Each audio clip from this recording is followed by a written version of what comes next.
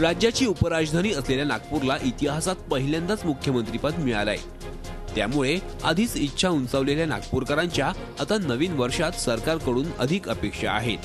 IIT, IIM, Indian law school आणि IIT सारख्या जागतिक दर्जाच्या शैक्षणिक संस्था नागपुरात येऊ घातल्या असतानाच आता नागपुरातील बहुप्रतीक्षित मिहान आणि यावर्षी घोषित झालेला एम्स प्रकल्प लवकरच पूर्णत्वास जाण्याची अपेक्षा नागपूरकरांची आहे।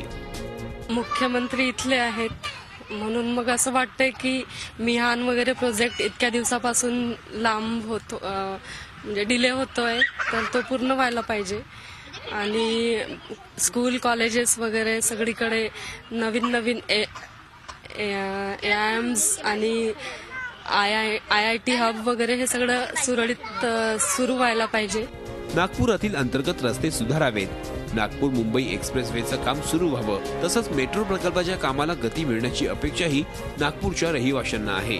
आंतरराष्ट्रीय दर्जाच्या गोरेवाडा प्राणी संग्रहालयाचं काम गतीनं होण्याची मागणीही नागपूरकर करतायत।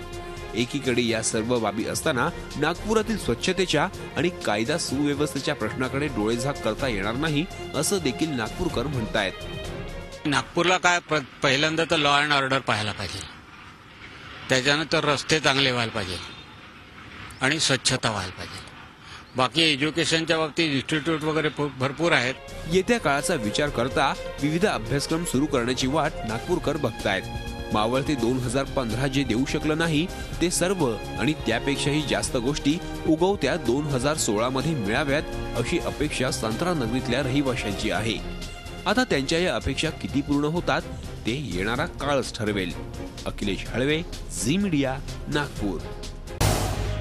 झी 24 तास रहा एक पाऊल पुढे।